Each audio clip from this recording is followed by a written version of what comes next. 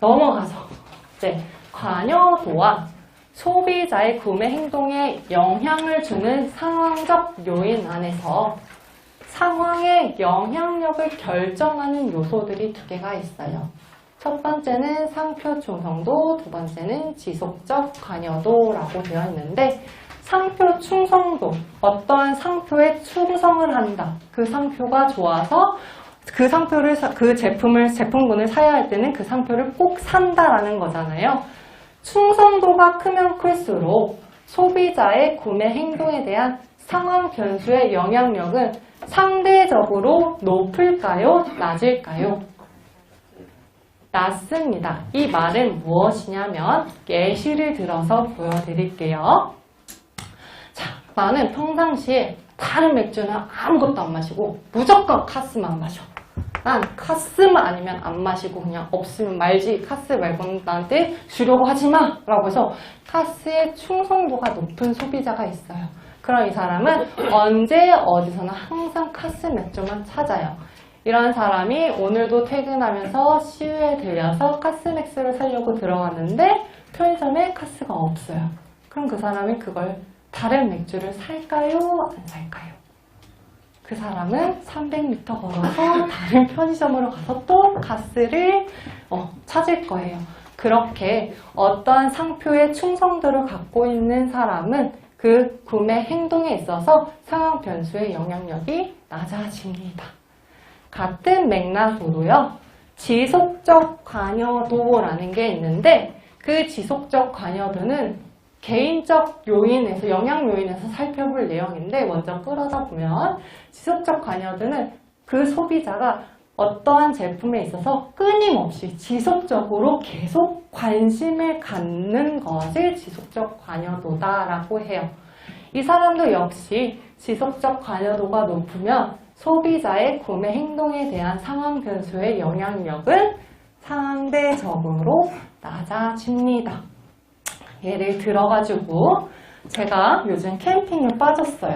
그래서 그 캠핑 브랜드 중에서 콜맨이라는 브랜드를 굉장히 좋아하는데 그래서 항상 무슨 제품 볼 때 콜맨 제품만 찾아보는 사람이었던 거예요. 저는. 그래서 제가 텐트를 구매하고자 할 때 콜맨 텐트가 품절된 상황이에요. 그럼 어떡해요? 기다릴까요? 다른 걸 살까요? 기다리겠죠. 나는 지금까지 콜맨만 지속적으로 찾아본 사람으로서 당장 콜맨 제품이 없다고 다른 걸 사는 게 아니라 그 품절된 상품이 풀릴 때까지 기다렸다가 구매한다라는 것이죠. 그렇게 지속적 관여도가 높으면 이건 역시 상황적 영향에 낮게 받는다라는, 영향이 낮다라는 거죠.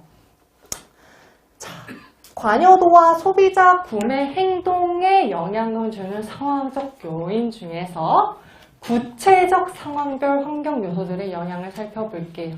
구체적으로 어떤 상황에 소비자가 어떻게 영향을 받는가를 살펴보는 거예요. 첫 번째는 소비 상황이에요. 소비자가 제품을 그냥 사용하는 과정에서 영향을 받는 물리적, 사회적, 시간적 요인을 말한다라는 거예요. 그 안에는 충동구매, 자연재해, 사고 이런 것들, 예측 불가한 상황도 다 포함되어 있다라는 거죠. 자, 그렇기 때문에 마케터는 우리의 표적 소비자, 타겟층이 어떤 상황에서 어떤 제품을 소비하는가, 사용하는가를 잘 알고 있다면 새로운 제품을 광고할 때, 마케팅할 때, 아니면 기존 제품을 다시 마케팅할 때 적절하게 포지셔닝할 가능성이 높아진다는 거예요. 예를 들어 우리 한국인 소비자가 주로 밥심으로 살아가잖아요. 근데 아침에 너무 바쁜 사람들은 아침 식사로 한정식보다는 주로 간단한 빵이나 시리얼을 먹는다는 것을 알게 되었어요.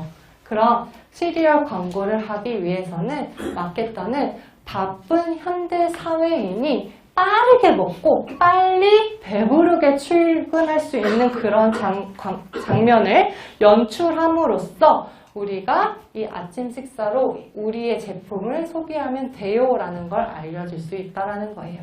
그렇게 우리의 표적 소비자가 어떤 상황에서 어떤 제품을 사용하는지가 중요하다라는 거. 다음으로는 구매하는 상황이에요. 아까는 소비하는 상황이었고 지금은 구매하는 상황에서 소비자가 제품을 구매하는 과정에서 영향을 미치는 요인이라고 해서 구매 시 점포 내 환경 이런 것들이 아까 물리적 요인이었어요. 물리적 요인, 구매 목적, 선행 상태였죠. 우리가 구매하는 목적을 선행 상태라고 했죠. 구매 시점의 소비자의 기분, 구매 목적은 과업정이고요. 구매 시점의 소비자의 기분이 선행 상태죠. 지금 제가 무엇을 말하냐면 아까 이 상황을 구성하는 환경 요소들, 물리적 환경, 사회적 환경, 시간, 과업정의 선행 상태 안에서 이것을 풀어서 지금 나타난다고 했을 때 얘네들이 지금 아까 말한 것 중에 물리적 요인, 얘는 과업정의, 선행 상태 이런 것들을 다 포함하는 상황이다라는 것을 말씀드린 거고요. 크게 중요하지 않아요. 마지막으로는 커뮤니케이션 상황. 소비자들이 인적 매체, 비인적 매체를 통해서 제품 정보에 노출되는 상황인데 소비자의 인지적 그리고 감정적 반응에 영향을 미치는 아래의 대표적인 상황들이 있습니다. 예를 들면 첫 번째는 광고 메시지의 모호성이에요. 광고에서 우리 제품 운동 후에 마시면 좋아요 라고 해요. 그럼 소비자는 좋아, 좋은데 어디에 좋아? 뭐가 좋다는 거야? 단백질? 아니면 뭐 갈증 해소? 뭐가? 그러니까 광고 메시지를 모호하게 해주면 소비자가 헷갈릴 수 있다. 감정적, 인지적 반응에 영향을 미칠 수 있다라는 거고요. 두 번째, 커뮤니케이션 제공의 맥락. 어떠한 상황에서 어떻게 제시하는가, 제공하는가라는 거거든요. 우리의 광고와 우리 제품의 광고가 슬픈 프로그램보다 즐거운 프로그램에 삽입되었을 때 소비자가 더 쉽게 기억하고 호감을 갖는다라는 거예요. 예를 들어 우리 제품을 PPL을 하고 싶어요. 그럼 굳이 어두운 내용을 표현하는 그런 프로그램보다는 조금 밝은 예능 이런 것에서 우리 제품을 광고하는 게 소비자한테 좀 더 긍정적이고 쉽게 기억되고 호감을 가질 수 있더라라는 말이고요. 마지막으로는 이 커뮤니케이션 노출 시점에 소비자의 기분이 어떤가라는 거예요. 당연히 기분이 안 좋을 때보다 좋을 때 더 기억을 쉽게 하고 호감을 갖는다라는 거예요. 자, 이렇게 해서 저희가 지금 관여도와 소비자의 구매 행동에 영향을 주는 상황적 요인이라는 파트에 대해서 세분화적으로 상황을 살펴봤어요. 이게 지금 결국 관여도의 결정 요인의 상황적 요인에 해당되는 세부적인 내용이라고 보시면 되는 겁니다. 지금 결정 요인 하나 끝났어요. 그럼 두 번째 나가볼게요. 그러면 이제 두 번째 요인은 무엇이 있느냐라고 하면은 죄송합니다. 자, 두 번째 요인을 살펴보기 전에 마케팅 시사점을 한번 살펴보고 갈게요. 상황적 결정 요인의 상황적 요인의 마케팅 시사점이라는 걸 살펴보고 갈게요. 마케터가 일단 소비자가 어떤 상황에 중요하게 생각하는 속성이 무엇인지를 알고 있어야 된다는 거예요. 그래야 그거에 적정하게 맞게끔 제품 속성을 강조하는 마케팅을 전략한다는 거예요. 예를 들어 캡틴 음식이라고 하면은 가장 중요한 건 뭐예요? 번잡스러우면 안 돼요. 그쵸? 복잡하면 안 돼요. 굉장히 간단하고 편한 완제품 요리를 선호한다라는 것을 소비자가 알고 있어야 된다는 거죠.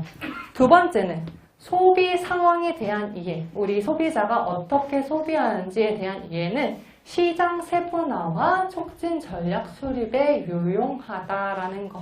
그러니까 소비자들이 어떤 상황에서 예를 들어 오피스룩 다르고 스포츠룩 다르고 캐주얼복 달라. 그럼 우리 제품이 만약에 어디에 포함되는가를 잘 파악해서 그것에 맞게끔 시장 세분화와 적합한 광고를 할 수 있다는 거고요.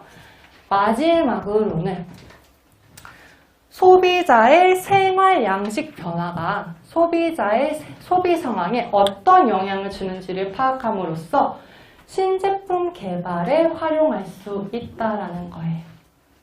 예를 보면 이해하기 쉬울 거예요. 옛날에 한복은 명절 때만 입었어요. 그쵸? 추석이나 설날에만 입었는데 요즘은 사람들이 개량 현복식으로 많이 편하게 일생활에서도 많이 입는다는 것을 알게 된 거예요. 그럼 이런 것을 신제품 개발을 활용할 때 소비자의 이런 소비 상황이 달라졌다는 것을 알게 됨으로써 마케팅을 해야 한다라는 부분입니다. 이렇게 상황적 교육 마무리했고요.